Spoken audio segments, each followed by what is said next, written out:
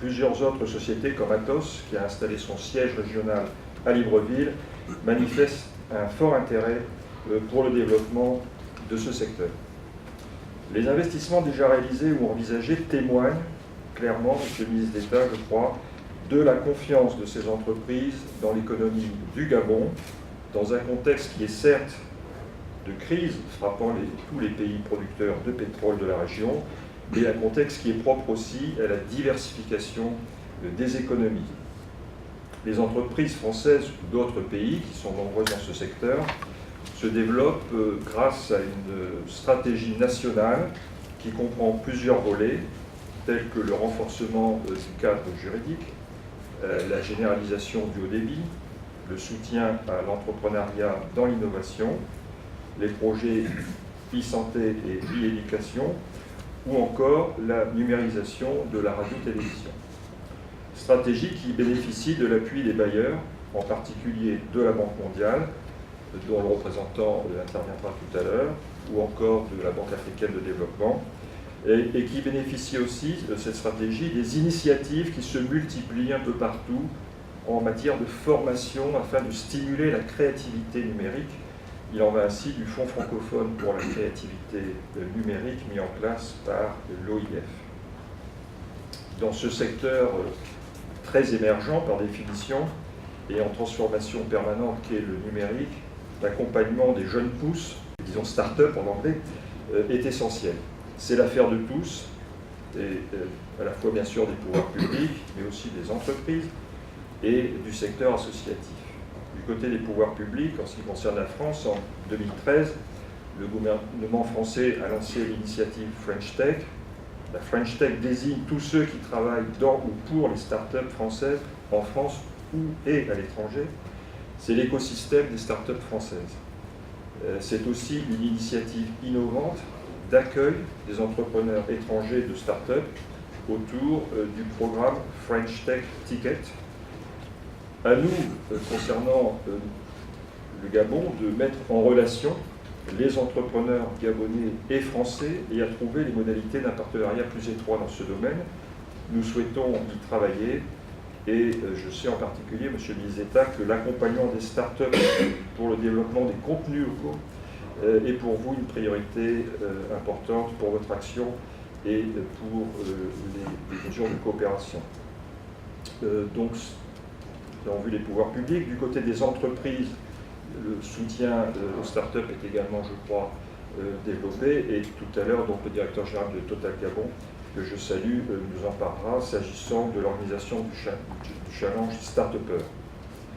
Le monde associatif n'est pas en reste dans l'appui à ces jeunes créateurs et aux projets d'incubation. Je pense notamment à l'incubateur national Junior Achievement.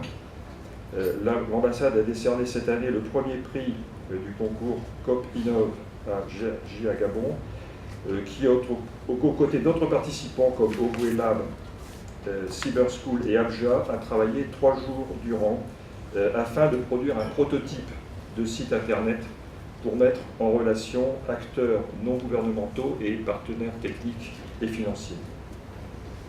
Chaque année, l'ambassade organise un forum thématique à destination du monde associatif et le 4e forum a réuni ici même à l'Institut, au mois de mai, 400 participants précisément sur le thème développement et numérique.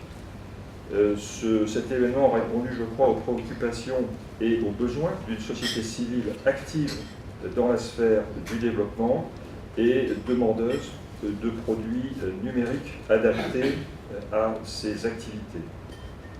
Ces différentes formes d'appui que je viens de décrire s'inscrivent, pour notre part, en droite ligne des priorités qui ont été définies en 2015 par la France dans son plan d'action développement numérique.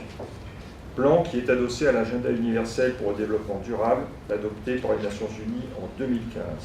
Cet agenda mondial constitue, vous le savez, un changement fondamental de paradigme, puisqu'il s'agit de construire une économie mondiale soutenable, réconciliant des objectifs économiques, sociaux et environnementaux pour une croissance partagée et respectueuse de la planète.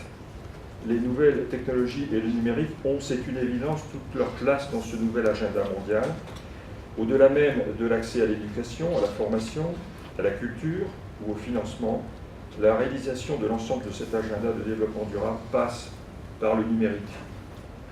Parce que développement et numérique sont désormais intrinsèquement liés, l'Agence française de développement, pour sa part, a adopté l'année dernière un cadre d'intervention transversale sur le numérique, et je suis heureux des premiers contacts qui ont été initiés à cet égard par l'Agence avec le ministère de l'économie numérique et la NINF, et dont on voit bien toutes les possibilités de coopération future.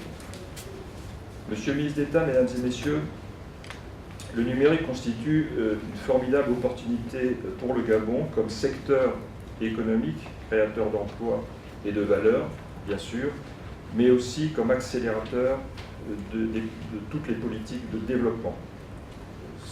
Le numérique est aussi l'occasion pour le Gabon et la France de renforcer leurs échanges et leur coopération économique. Ce secteur fait partie des priorités de l'ambassade.